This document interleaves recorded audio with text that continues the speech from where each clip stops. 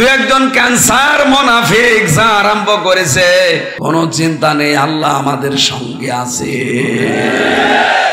তিরস্কারকারীর তিরস্কারকে মনে রাখা যাবে না। যে যা বলছে বলুক, ধর্ম ব্যবসায়ী বলছে বলুক, আমাদেরকে আজ বলে দুনিয়াদার বলুক, অনেকে বলে হুজুর মানুষ রাজনীতিতে আসবে কেন বলুক। ইউসুফ নবী কিন্তু নিজের দায়িত্ব চেয়ে নিয়েছিলেন।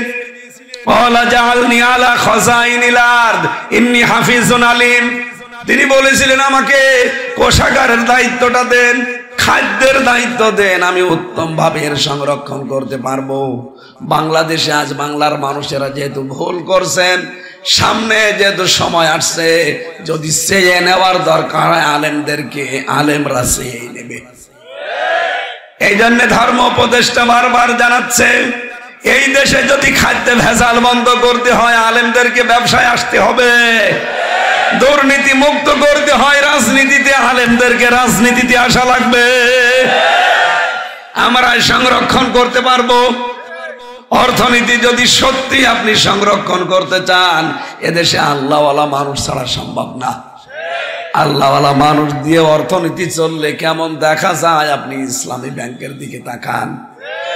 আজ বাংলাদেশে কত নিরপরাধ মানুষকে আয়না ঘরে গুম করে, খুন করে। আমার কুষ্টিয়া ভার্সিটির মোকাদ্দাসার ওলিউল্লাহ এখনো পর্যন্ত গুম হয়ে আছে, কেউ জানে না। তারা একজন মানুষের জন্য যদি এত মানুষ জীবন দিতে সিদ্ধান্ত নেয়, বাংলাদেশে কত মানুষ খুন হলো, গুম হইলো, আয়না ঘরে থাকলো, জীবন দিল। কত মানুষকে এখনো বিনা কারণে জেলখানায় আটক করে রেখেছেন। তার ভেতরে এটিএম আজহারুল ইসলাম একজন। কথা বলে না কেন? আমরা আজ বাংলার এই 18 কোটি মানুষ যদি সত্যি সিদ্ধান্ত নিতে পারি, বিনা অপরাধে যারা জেলে আছে তাদেরকে না ছাড়লে কিন্তু আমরা রাজপথে নামতে বাধ্য হব। আমার মনে হয় বাতিলরা এতদিন যারা ছিল ভয়ে ছেড়ে দিত, কিন্তু আমরা পারি নাই। যেতে এখন আমরা যারা দায়িত্বে আছে, এই মানুষগুলোর ভেতরে মনুষ্যত্ব আছে বলে আমরা মনে করি, এই জন্য ছাত্র জনতা দিয়েছে। আশা করব আপনাদের মনুষ্যত্ব জাগ্রত করেন। আমরা দেখেছি ভেতরে এমন এমন মানুষ আছে যাদেরকে ছেড়ে দেওয়া ফরজ হয়ে গেছে। 80 বছর, 85 বছর, 90 বছরের মুরব্বী মানুষ নিজের কাজ নিজে করতে পারে না, 24 ঘন্টা রান্নাঘরের সামনে বসে মশা মারে, মাছি মারে। কেন তাদেরকে এই বয়সে আটক করে রাখা লাগবে? শেষ বয়সটা তারা পরিবারের কাছে থাক। এই জন্য আমার মনে হয় আইন করা দরকার, যাদের 80 বছরের উপরে বয়স তাদের জেলে রাখাই ঠিক না। এটি আমার সরার ইসলাম দুলে দুলে বেড়ায়, নড়তে পারে না বেটা, তার জীবনটা আপনারা নষ্ট করে দিলেন। হাসিনার দেওয়া কোন মামলা যেহেতু দেশে টেকছে না, এটাও যেন না টিকে।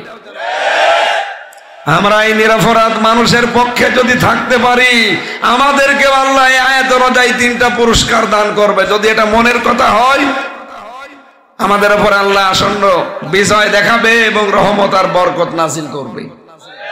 কোরআনের কথা মিথ্যা হতে পারে?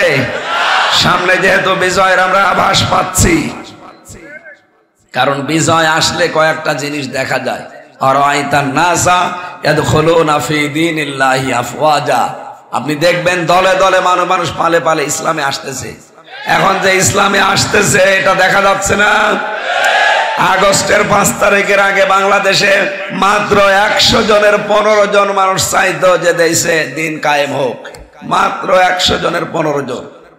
জানুয়ারি মাসের 1 তারিখের জরিপ, এই দেশে 100 জনের 58 জন মানুষ চেয়েছিল এদেশে ইসলাম কায়েম হোক। গত পরশু দিনের এই 8 তারিখের জরিপ, আজকে 11 তারিখ, 8 তারিখে জরিপ বের হয়েছে। এগুলো আমরা বানাইনি, আন্তর্জাতিক জরিপ। এরা জানাচ্ছে বাংলাদেশে 100 জনের 66 জন মানুষ এখন চাচ্ছে এদেশে দিন কায়েম হোক। এই জন্য দলে দলে মানুষ পালে পালে আজ ইসলামে আসতেছে। কথা বলে না কেন? আমি লরেন বোথের কথা বলেছিলাম এই কারণে, কারণ আজ আমরা কোরআনের কাছে আসতে চাই না। এই মহিলা যেই বলেছে আমি ইসলাম জানতে চাই, এক মুসলমান তারে কোরআন তুলে দিয়েছে। 3 বছর কোরআন শরীফ পড়েছে বুঝে বুঝে। 52 জায়গায় লাল দাগ দিয়েছে, 53 জায়গায় দাগ দিতে যে মুসলমান হয়ে গেছে। সাংবাদিকরা বলছে আপনি একজন খ্রিস্টান, এই পৃথিবীতে সবচাইতে বেশি মানুষ বাস করে খ্রিস্টান ধর্মে, আর আপনি মুসলমান হয়ে গেলেন কেন? উনি বলছে, দেখেন আমি কোরআন শরীফ বুঝে পড়েছি 3 বছর, লাল দাগও দিয়েছিলাম ভুল ধরে, কিন্তু আল্লাহর ইশারা যেখানে লাল দাগ মারি দেখি তার পরের আয়াতে পরের সূরাতে ওর জবাব আল্লাহ 1500 বছর আগেই দিয়ে দিয়েছে। 53 নম্বর জায়গায় এসে আমার জীবনের ভুল ধরা পড়ে গেছে। এখন আমি নিজেই বাপ দাদার ধর্ম ছেড়ে দিলাম, এ ধর্মে চলে আসলাম। এজন্য যেহেতু এটা সবার জন্য, সবাইকে আহ্বান জানাচ্ছি আসবেন। কিন্তু অন্য ধর্মের লোকেরাও শোনে, আমি জানি যে ধর্মে আছেন না কেন আপনারা জোর জবরদস্তি বাড়াবাড়ি আমাদের ধর্মে নেই। এই জন্য এটা পড়েন, একটু বসেন, একবার যদি একটু বুঝে ফেলতে পারেন মাস্ট বি আপনিও বাপ দাদার ধর্ম ছেড়ে চলে আসতে বাধ্য হবেন। আর আমরা সামনে এই সিদ্ধান্ত নিয়ে যাব, আজ নিরপরাধ যারা আছে তাদেরকে যেন মুক্ত করে এই দেশের মুক্ত বাতাসে আমরা ফেরত দিতে পারি। আল্লাহ আমাদেরকেও আসন্ন বিজয় দেখার তৌফিক ইনশাআল্লাহ দেবেন চর্ম চোখে, বলেন আমিন। আমাদের আজকের তেলাওয়াতকৃত আয়াত আপনারা দেখলেন, সূরা মায়েদা 54 নম্বর আয়াত। এই আয়াত থেকে কিছু তথ্য বের করে আমরা আলোচনা তাফসীর আকারে করব ইনশাআল্লাহ। কণ্ঠটা যদি সাপোর্ট দেয় আপনারা একটু দোয়া করেন, আল্লাহ যেন গলাটা ছেড়ে দেয়। ওয়াইদা মারিদতু ফাহুয়া ইয়াশফিন, আমি যখন অসুস্থ হই শেফা দেয় কে? সুতরাং উনি দিতে পারবে। মরা গাছে যদি আল্লাহ ফুল ফোটাতে পারে, কি পারে না? মরুভূমিতে যদি আল্লাহ পাথরের ভেতর থেকে পানি বের করতে পারে, কণ্ঠর মালিক যিনি উনি ছেড়ে দিতেও পারে। বিজ্ঞান জানিয়েছে এক একটা কথা তৈরি হতে এই কণ্ঠের ভেতরে 27টা ধাক্কা লাগার পর একটা কথা তৈরি হয়। অন্তত আমার এই ধাক্কাগুলো হয়তো সমস্যা হচ্ছে, আল্লাহ যেন নিজ দায়িত্বে ছেড়ে দেন। অন্তত যারা এসেছে আয়াত অনুযায়ী তাফসীর যতটুকু আমি বুঝেছি করার তৌফিক কামনা করছি, আমিন। আল্লাহ রাব্বুল আলামিন বলেন, ইয়া আইয়ুহাল্লাযীনা আমানু, ওহে যারা ঈমানের দাবি করো তাদেরকে বলছি, মাইয়ারতাদ্দা মিনকুম আন দীনিহি। এই যে ইয়ারতাদ্দা শব্দটা ইরতিদাদ থেকে এসেছে। এ বাংলা অর্থ হচ্ছে ফিরে যাওয়া। যারা হক ছেড়ে দিয়ে বাতিলের দিকে ফিরে যায়, যারা আল্লাহর দিন ছেড়ে দিয়ে মানুষের তৈরি করা নিয়ম নীতির দিকে দৌড়ায়, যারা আল্লাহর দিন বাদ দিয়ে বদ দিনের দিকে হেঁটে যায়, ফাসাউফা ইয়াতিল্লাহু বিকওমিন ইউহিব্বুনাহুম ওয়া ইউহিব্বুনাহু। আল্লাহ পাক বলেন, অতি শীঘ্রই আমি আল্লাহ এমন একটা জাতিকে তাদের উপরে নিয়ে আসবো যারা আল্লাহকে ভালোবাসে, আল্লাহও তাদেরকে ভালোবাসেন। এই আয়াতটা আমার মনে হচ্ছে বাংলাদেশে অনেকের জীবনের সাথে 100 ভাগ মিলে যাচ্ছে। ভোলাবাসী ইব্রাহিম আলাইহিস সালাম আল্লাহকে তিনি খোঁজ করেছিলেন, খুঁজতে খুঁজতে খুঁজতে খুঁজতে পেয়েছিলেন। কখনো তারকা, কখনো চন্দ্র, কখনো সূর্য, এগুলো দেখে দেখে মনে করছিলেন এগুলো আমার রব হবে। পরবর্তীতে তিনি সিদ্ধান্ত নিয়েছিলেন তার বিবেকের উপরে যে না, এগুলো যখন ডুবে যায়, এগুলো যাতে অস্তমিত হয়ে যায়, একটাও আমার রব হতে পারে না। তখন তিনি সিদ্ধান্ত নিয়ে বলেছিলেন, ইন্নী ওয়াজ্জাহাতু ওয়াজহিয়া লিল্লাযী ফাতারাস সামাওয়াতি ওয়াল আরদা হানিফা ওয়া মা আনা মিনাল মুশরিকিন। রব্বুল আলামিন বলেন, ইব্রাহিম নবী অনেকগুলো জিনিসকে খুঁজতে খুঁজতে সব বাদ দিয়ে শেষে আমার দিকে রুজু হয়েছিল। এমন রুজু হয়েছিল হানিফা, একনিষ্ঠ ভাবে। ওয়া মা আনা মিনাল মুশরিকিন, সে বলেছে আমি মুশরিক না, কোনদিন আমি আর শিরিক করি না। এখান থেকে শিক্ষা কি? ভোলাবাসী ইব্রাহিম আমাদের জাতির পিতা, তিনি আল্লাহকে খোঁজ করে নিয়েছিলেন। আর এই বাংলার জনগণকে আলেমরা চোখে আঙ্গুল দিয়ে হক কথা, হক পথ দেখিয়ে দিলে এরা মানতে চায় না। এই কথা বলেন না কেন? আজ আপনি ইসলাম থেকে দূরে চলে যাচ্ছেন, দিনে হক থেকে দিনে বাতিলের দিকে চলে যাচ্ছেন। আপনি কি মনে করছেন আমি আল্লাহকে দুর্বল করে ফেলবো? তার বিধান এই দেশে কায়েম আর কেউ করতে পারবে না। কেউ যদি আল্লাহর দিন থেকে মুখ ফিরিয়ে নেয়, আল্লাহ কিন্তু ফাসাউফা দিয়েছেন। এমনিতেই তো সিন দিলে অর্থ হয়ে যেত, তারপরে বা সাউফা না দিয়ে ফা লাগিয়েছেন। আল্লাহ বলেন অতি শীঘ্রই আমি আল্লাহ ইয়াতিল্লাহ, আমি আল্লাহ নিজে নিয়ে আনবো বিকৌমিন, এমন একটা জাতিকে ইউহিব্বুহুম, তারা আমি আল্লাহকে ভালোবাসবে, ওয়া ইউহিব্বুনাহু, আমি নিজে আল্লাহ তাদেরকে ভালোবাসবো। সুতরাং বাংলাদেশে যারা আজ ইসলাম বিজয়ী হওয়ার পথে, আজ বাংলার প্রায় 12টা ইসলামী দল সিদ্ধান্ত অলরেডি নিয়ে ফেলেছে, আমরা ইসলামের সামনে একটা বাক্স দিতে চাই। এক কথা বলেন না কেন? এটা বিজয়ের একটা আভাস। কারণ এই দেশে শুধু ইসলামপন্থী মানুষগুলো যদি এই কথা বলতে পারে যে আমরা ইসলামের একটা বাক্স দিতে চাই, আল্লাহর কসম কেউ এ দেশে বিজয় ঠেকাতে পারবে না।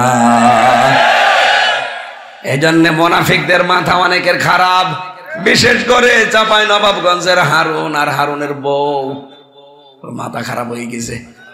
বলছে দেশের ইসলামপন্থীরা না, বাইরের দেশের মুসলমান কেউ যদি নিয়ে আসে, তার বড় নাকি দেশে 100 ভাগের 10 ভাগ ভোট আমরা পাবো না, আমরা সামনে এবার দেখাবো। এক কথা বলেন না কেন? সেদিন আমিরে জামাত এসেছিল আপনাদের চরমনায়, চরমনায়ের পীর বলছে অনেকেই মনে করে আমরা জামাতের সাথে হাত মিলিয়েছি, না আমরা কিন্তু হাত মিলিয়েই ফেলেছি। আল্লামা মামুনুল হক জেলখানার ভেতরে 3টা বছর আমার সাথেই ছিল। উনি বারবার বলতো হামজা, বাইরে চিন্তা করতাম কি আর ভেতরে এসে দেখছি কি। বাইরে আমরা টুপি নিয়ে মারামারি করি, আকীদা নিয়ে মারামারি করি, জুব্বা নিয়ে মারামারি করি, মোনাজাত নিয়ে মারামারি করি, আর এখানে এসে জালেমরা দেখি সব এক জায়গায় রেখে দিয়েছে। বাইরে যদি আল্লাহ আমাদেরকে বের করে, সব চাইতে বড় কাজ করব, আগে সব এক জায়গায় করব। উনি কিন্তু চেষ্টা চালাচ্ছে সারা দেশে। এই কথা বলেন না কেন? আপনারা টুপি, দাড়ি, জুব্বা, আকীদা সব এখন বাদ দেন, আগে ইসলামের একটা বাক্স দেন। মানুষ এখন মুখিয়ে আছে, ইসলামের বাক্সটা আগে দিয়ে দেখেন। 10 ভাগ না, এদেশের 100 ভাগের 100 ভাগ ভোট মুসলমানেরা পাবে। আপনি আল্লাহর দিন থেকে ফিরে যাচ্ছেন, মনে হচ্ছেন যে না আমি দুর্বল করে ফেলবো আল্লাহকে। আল্লাহ বলেন কখনোই না, আমি আল্লাহকে দুর্বল করা সম্ভব না। রব্বুল আলামিন এরপরে জানিয়েছেন আদিল্লাতিন আলাল মুমিনিনা আইজ্জাতিন আলাল কাফিরিন, যে মানুষগুলো পৃথিবীতে মুমিনের গুণাবলী অর্জন করে, এদের ভেতরে অন্যতম গুণ হচ্ছে তারা আমার মুমিন বান্দাদের প্রতি মেহেরবান, আর কাফেরদের প্রতি তারা কঠিন। আয়াতের তাফসীর করতে গিয়ে তাফসীরে হাক্কানিতে মুফাসসির সূরা ফাতহার 29 নম্বর আয়াতটা তিনি নিয়ে এসেছেন, মুহাম্মাদুর রাসূলুল্লাহ ওয়াল্লাযীনা মাআহু আশিদ্দাউ আলাল কুফফারি রুহামাউ বাইনাহুম ইলা আখিরি আয়াত। আল্লাহ রাব্বুল আলামিন বলেন মুহাম্মদ সাল্লাল্লাহু আলাইহি সাল্লাম আল্লাহর রাসূল, তার সাথে যারা থাকবে তাদের ভেতরে 5টা কোয়ালিটি তৈরি হবে।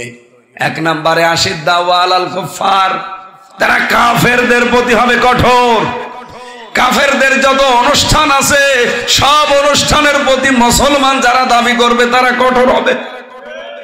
আর 2 দিন পরে একটা অনুষ্ঠান আসতেছে, 14ই ফেব্রুয়ারি বিশ্ব বেহায়া দিবস। এটা কি মুসলমানদের? শফিক রেহমান নামে এই শয়তান ইংল্যান্ড থেকে এটা আমদানি করেছে। এই কথা বলেন এখানে।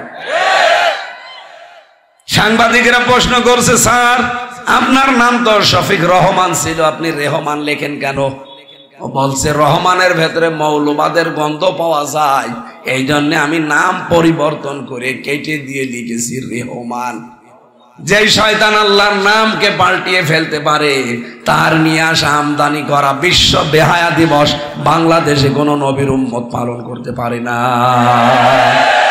সুতরাং কাফেরদের এই অনুষ্ঠানের উপরে কঠোর হওয়া লাগবে। আগামী আর 2 দিন পরে অনুষ্ঠান কেউ পালন করবেন, বলেন রোহামাউ বাইনাহুম, নিজেদের ভেতরে রহম দিল হওয়া লাগবে। আজ ওই 14 দল বাদ দিয়ে আমরা যারা আছি সবাই মাজলুম। এক কথা বলেন না কেন? নিজেদের ভেতরে সৌহার্দ্য বাড়ান, নিজেদের ভেতরে রহম দিল তৈরি করেন, মমতাময়। আজ এই ফাটল ধরানোর চেষ্টা করছে অনেকেই। বিএনপির ভেতরে আমি বারবার বলি দুইটা গ্রুপ আছে, একটা ডানপন্থী একটা বামপন্থী। ডানপন্থীটা এখনো ম্যাডাম খালেদা জিয়ার কথায় চলে, আর বাম যেগুলো ওগুলো সব দাদা বাবুদের ফাঁদে পা দিয়েছে। আপনি আবার ধরা খাবেন। এবার যদি ধরা খেয়ে যান না, কিয়ামতের আগে আর দাঁড়াতে পারবেন না। এই জন্য বাম গুলো আমার মনে হয় এগুলো ক্যান্সার, এগুলো এই ক্যান্সার গুলো ছাঁটাই করা দরকার। একটা মাজলুম দল, এরাও কিন্তু আজ 15.5 বছরের জুলুমের শিকার হয়েছে। আমি যে কথা বোঝাতে চাচ্ছি, আমরা যদি মুমিনের কোয়ালিটি অর্জন করতে চাই, বাস্তবতায় অবশ্যই আমাদেরকে কাফের মুশরিকদের প্রতি, তাদের অনুষ্ঠানগুলোর প্রতি কঠোর হওয়া লাগবে, আর নিজেদের প্রতি মায়া মহব্বত ভালোবাসা মমতা বাড়ানো লাগবে। কথা বলে না কেন? আপনি যদি মনে করেন না এদেশে আলেমদের গালি দিলে, কোরআনে কারিমের বিরুদ্ধে কথা বললে মানুষ হয়তো ফিরে যাবে দিন থেকে, কে বলেছে আপনাকে? ওয়াইন তাতাওয়াল্লাউ ইয়াস্তাবদিল কওমান গায়রাকুম সুম্মা লা ইয়াকুনু আমসালাকুম। সূরা মুহাম্মদের ভেতরে আল্লাহ বলেন, তোমরা যদি ফিরে যাও আল্লাহর দিন থেকে, এমন একটা জাতিকে আমি আল্লাহ ওই জায়গায় বসাবো যারা তোমাদের মতো হবে না। সেই জাতি হিসাবে আল্লাহ যেন আমাদেরকে বেছে নেন, বলেন আমিন। ইসলাম থেকে আজ যারা দূরে সরে যেতে চান যান, আল্লাহর এক চুলো ক্ষতি হবে না।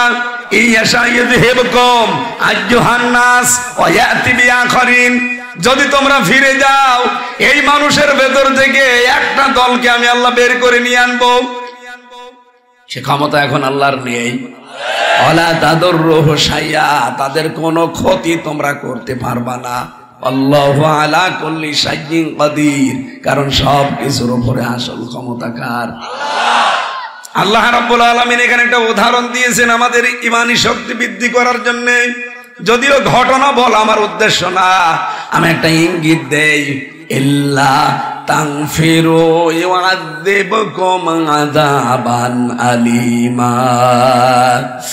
আজ যদি আমরা এই রাস্তায় বেরিয়ে না আসি, আল্লাহ কঠিন আযাব আমাদের জন্য ব্যবস্থা করবে। রাব্বুল আলামিন আয়াতের পরবর্তীতে নবীজির ওই হিজরতের কাহিনীটা আমাদেরকে শুনিয়েছেন।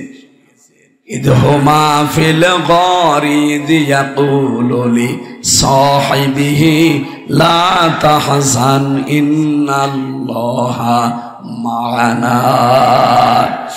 রাব্বুল আলামিন বিশ্বের মুসলমানদেরকে জানাতে চাই, তাকাও আমার নবীর দিকে। কাফেররা যখন তাকে বের করে দিয়েছিল, এমন কঠিন পরিস্থিতি তার সামনে পড়েছিল, ওই গুহার ভেতরে কাফেরদের পা পর্যন্ত দেখা যাচ্ছিল, কাফেরদের গলার আওয়াজ শোনা যাচ্ছিল। এই কড়াকড়ি অবস্থায় নবীজি বিচলিত হন নাই, ঘাবড়িয়ে যান নাই। তিনি তার সাথী হযরতে আবু বকরকে বলেছিলেন, কোনো ভয় নেই, কোনো চিন্তা নেই, অবশ্যই আল্লাহ আমাদের সঙ্গে আছেন। আমি বাংলার মুসলমানদেরকে আজ এই আয়াত থেকে গ্যারান্টি দিতে চাই, দু একজন ক্যান্সার মুনাফিক যা আরম্ভ করেছে ইসলামের বিরুদ্ধে, আল্লাহর বিরুদ্ধে, কোরআনের বিরুদ্ধে, মুসলমানদের বিরুদ্ধে করুক, কোনো চিন্তা নেই, আল্লাহ আমাদের সঙ্গে আছে। এ বিশ্বাস আমাদের আছে যে অবশ্যই আল্লাহ আমাদের সঙ্গে। বলেন বলেন। আমাদের সামনে কিছু কাজ বাকি আছে। ইসলামের জন্য যদি আপনি সত্যিই মন দিয়ে রাস্তায় নেমে পড়েন, ইউজাহিদুনা ফি সাবিলিল্লাহি ওয়ালা ইয়াখাফুনা লাউমাতা লাইম। আজ দিনের বিজয় যেহেতু সামনে, প্রচেষ্টা করে যাওয়া লাগবে সাধ্যমতো। আর এই চেষ্টা, এই জিহাদে, এই কাজে কোনো তিরস্কারকে মনে রাখা যাবে না। যে যা বলছে বলুক, ধর্ম ব্যবসায়ী বলছে বলুক, আমাদেরকে আজ বলে দুনিয়াদার বলুক, অনেকে বলে হুজুর মানুষ রাজনীতিতে আসবে কেন, বলুক। ইউসুফ নবী কিন্তু নিজের দায়িত্ব চেয়ে নিয়েছিলেন।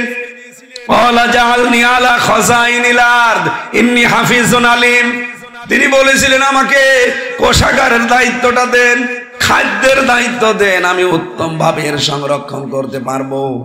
বাংলাদেশে আজ বাংলার মানুষেরা যেহেতু ভুল করছেন, সামনে যেহেতু সময় আসছে, যদি চেয়ে নেওয়ার দরকার হয় আলেমদেরকে, আলেমরা চেয়ে নেবে। এই জন্য ধর্ম উপদেষ্টা বারবার জানাচ্ছে, এই দেশে যদি খাদ্যে ভেজাল বন্ধ করতে হয় আলেমদেরকে ব্যবসায় আসতে হবে, দুর্নীতি মুক্ত করতে হয় রাজনীতিতে, আলেমদেরকে রাজনীতিতে আসা লাগবে। আমরা সংরক্ষণ করতে পারবো। অর্থনীতি যদি সত্যি আপনি সংরক্ষণ করতে চান, এদেশে আল্লাহওয়ালা মানুষ ছাড়া সম্ভব না। আল্লাহওয়ালা মানুষ দিয়ে অর্থনীতি চললে কেমন দেখা যায়, আপনি ইসলামী ব্যাংকের দিকে তাকান। জালেমরা যদিও ৭৫,০০০ কোটি টাকা ব্যাংকটা থেকে মারিং কাটিং করেছে, তারপরও দাঁড়িয়ে আছে।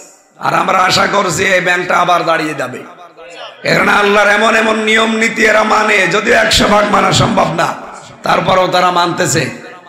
আমরা চাই ইসলাম যদি এদেশের সামনে চলে আসে, এই সোনালী, রূপালী, চৈতালি, অগ্রণী যত ব্যাংক আছে, সব ব্যাংকগুলো ইসলামের এই নিয়মে চলবে ইনশাআল্লাহ। তখন সুদ যে মারাত্মক, মায়ের সাথে জেনা করার অপরাধ, এই গোনা থেকে আমরা বাঁচতে পারবো। এখানে এমন এমন মানুষ আছে দোকানদারি করে, চাষবাস করে খায়, টাকা ছেড়ে রাখে, টাকা আসে।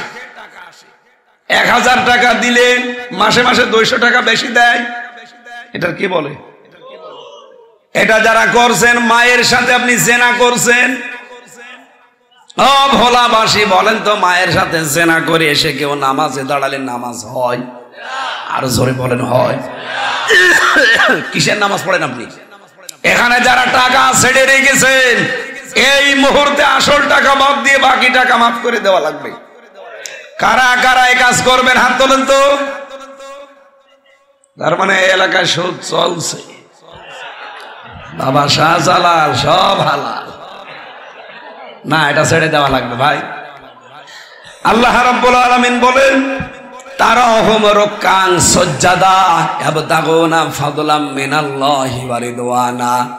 এই রুকু শব্দের ব্যাখ্যা আজ আমি ওই যে মাগরিবের পরে যেখানে ওখানে করার কথা ছিল, পারি নাই।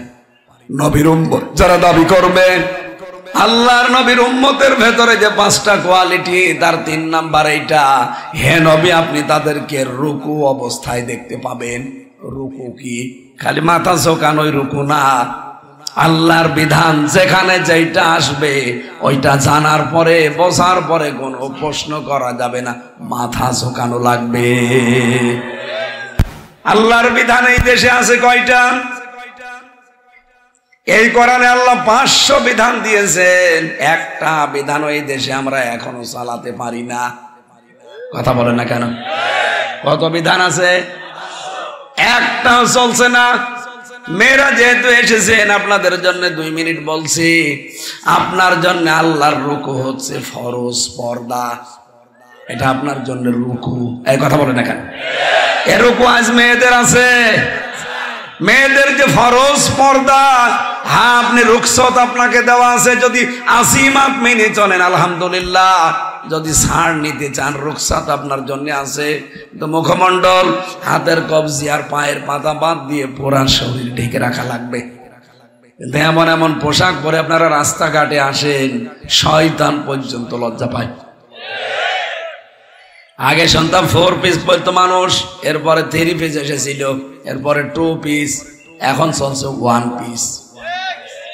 বিশ্ববিদ্যালয়ের মতো জায়গায়, ইসলামী বিশ্ববিদ্যালয়, মেয়েরা 2 পিস পরে আছে, একটা উপরে একটা মাথায়। এই চলে আসছে ইসলামী বিশ্ববিদ্যালয় নাম লিখা। এইটার যদি হয় অবস্থায়, আপনি জাহাঙ্গীরনগরে যান, সব আল্লাহর ওলি। মেয়েরা যারা এসেছেন, পারিবারিক জীবনে যদি খুব গুরুত্ব না থাকে, আল্লাহর এই রুকু, এই পর্দাটা নিজের থেকে শুরু করে। কারণ এটা এমন ফরজ বিধান, এই বিধানটার কারণে হাজারো মানুষকে আল্লাহ রাব্বুল আলামিন জান্নাত দান করবে। আর এটা অবহেলা করার কারণে, এই পর্দাকে গুরুত্ব না দেওয়ার কারণে হাজারো মেয়ে লোককে আল্লাহ জাহান্নামে পাঠাবেন। নবীজি মেরাজে দেখে এসেছিলেন। এখানে মেয়েরা যারা নিজের স্বামী পেয়েছেন ভালো, বাবা পেয়েছেন ভালো, বড় ভাই পেয়েছেন ভালো, আলহামদুলিল্লাহ, তারা যদি পর্দায় রাখতে চায় 100 ভাগ রাখবেন। আর যদি এরকম স্বামী না পান, নিজের থেকে চেষ্টা করেন, কারণ এটা নামাজের মতোই ফরজ আপনার জন্য। কথা বলেন ঠিক কিনা? বিশ্ব নবী বলেন, ওই মহিলাকে আমার আল্লাহ জান্নাতের 8টা দরজা খুলে রাখবেন। ইদা নাজারা ইলাইহা সাররাতুহু, তার স্বামী যখন তার দিকে এসে তাকাবে তখন সে স্বামীকে আনন্দ দেবে। ওয়া ইদা গাবা আনহা হাফিজাতুহু, স্বামী যখন বাইরে যাবে তখন তার ইজ্জত, স্বামীর সম্পদ, স্বামীর সন্তান সে হেফাজত করে রাখবে। অতুইনু আলা দীনি যাওজাতিহা, স্বামী যখন বাইরে যাবে দিনের কাজে, ইসলামের কাজে, মানবতার কাজে, তখন সে পেছন থেকে সাহায্য করবে, উৎসাহ দেবে।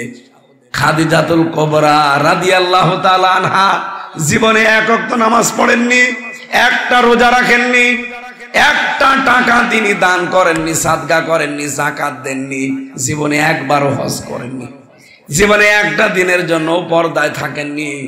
তারপর আমার আল্লাহ তাকে জান্নাতে ঘর বানিয়ে দুনিয়ায় সুসংবাদ পাঠিয়েছেন।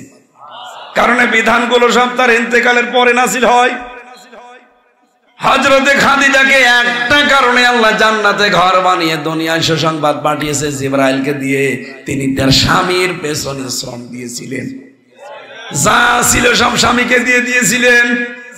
স্বামীর খেদমতে এত বেশি নিয়োজিত ছিলেন, আল্লাহ খুশি হয়ে জান্নাতে ঘর তৈরি করে পাঠালেন।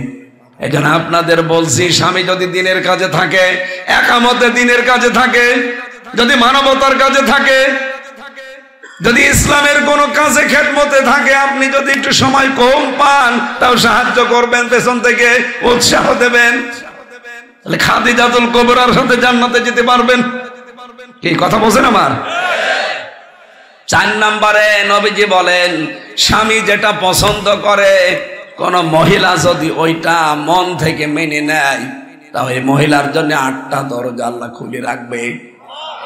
আমি নিজে স্বামী, এখানে যত স্বামী আছে প্রত্যেকটা স্বামীর পক্ষ নিয়ে বলছি, মেয়েরা যারা এসেছেন ভালো করে শোনেন, এইটাও একটা রুকু।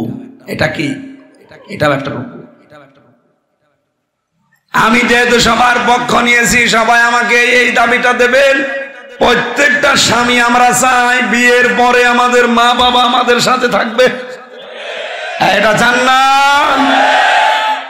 দেখেন, আপনারা আওয়াজ শুনতে পাচ্ছেন আপনার স্বামীর। সবাই আমরা চাই এইটা, যে বিয়ের পর আমি খেয়ে থাকি না খেয়ে থাকি, আমার মা বাবা আমার সাথে থাকবে। কিন্তু 100টা পরিবারের 98টা মহিলা এটা চাই না। এই কথা বলে না কেন? এই জন্য অধিকাংশ পরিবারে মা বাবাকে আলাদা করে দেয়, অথবা অন্য ভাইয়ের ভেতরে দিয়ে দেয়, অথবা বৃদ্ধাশ্রমে, অথবা বাড়ি থেকে তাড়িয়ে দেয়। এই কথা বলছে না কেন? কয়দিন আগে আমি নীলফামারে গিয়েছিলাম, কিশোরগঞ্জ এক থানা আছে, ওখানে একটা বৃদ্ধাশ্রমে আমার নিয়ে গেল। যে দেখি এই কোলে 25 জন মা, এই কোলে 25 জন বাবা বসে আছে, চোখের ভেতরে টলটল করছে পানি। যাকেই জিজ্ঞাসা করি সে ওই পুত্রবধূর দোষ দেয়। 2 জনের সাথে কথা বললাম, একজন বলছে আমার ছেলে ডিসি, আর একজন বলছে আমার ছেলে আমেরিকায় থাকে। ও ভোলাবাসী, বলেন তো, ওদের একজনের ছেলে ডিসি, একজনের আমেরিকায় থাকে, অথচ 3 বছর পড়ে আছে বৃদ্ধাশ্রমে। ওদেরকে আমাদের মতো ছেলে মেয়ে নেই? বলেন বলেন। যেটা আমেরিকায় থাকে আর যেটা ডিসি, এই 2 জনের সাথে বলেছিলাম যে মা কি হয়েছে আপনাকে বৃদ্ধাশ্রমে? বলছে আমার পুত্রবধূ খালি ঘ্যানোর ঘ্যানোর করে। বলি সেই বুড়ি যদি বাড়ি থাকে তাহলে তোমার সংসার করবো না। ছেলে আমার ডিসি, বাধ্য হয়ে আমার 3 বছর রেখে গেছে। চোখের ভেতরে টলটল করছে পানি। আমার মনে হচ্ছে প্রত্যেকেই তার সন্তানের জন্য বরদোয়া করছে। সম্মানিতা মা বোনেরা, পুত্রবধূ যারা আছেন, স্বামীর মা বাবাকে যেভাবে ছেলে দেন, হেলা ফেলা করেন, নিজের মা বাবা হলে জীবনে করতে পারতেন। কিসের নামাজ পড়েন আপনি? মনে করছেন খালি নামাজ পড়লে, রোজা রাখলে আর কালো বোরকা পরলে আমি জান্নাত পেয়ে গেছি, কখনো না। আপনার স্বামীর মন জয় করা লাগবে আপনাকে। আর স্বামীর মন আপনি কখনোই পাবেন না যতক্ষণ স্বামীর মা বাবাকে নিজের মা বাবা মনে না করবেন। কথা বলেন। আমি প্রত্যেক স্বামীরও কাছ থেকে অর্ডার নিয়ে কিন্তু এটা বলছি, আমরা সবাই এটা চাই না। আপনার মন এত ছোট হবে কেন? নিজের মা বাবা পেলে তো পাগল হয়ে যান। আমাদের মা বাবাকে যতক্ষণ আপনি নিজের মা বাবার মতো মনে না করবেন, জীবনও আমার মন পাবেন না। এর সাথে আপনারা একমত আছেন না? তারা আছেন দেখি, বিয়ে না করে হাত তোলার দরকার নেই।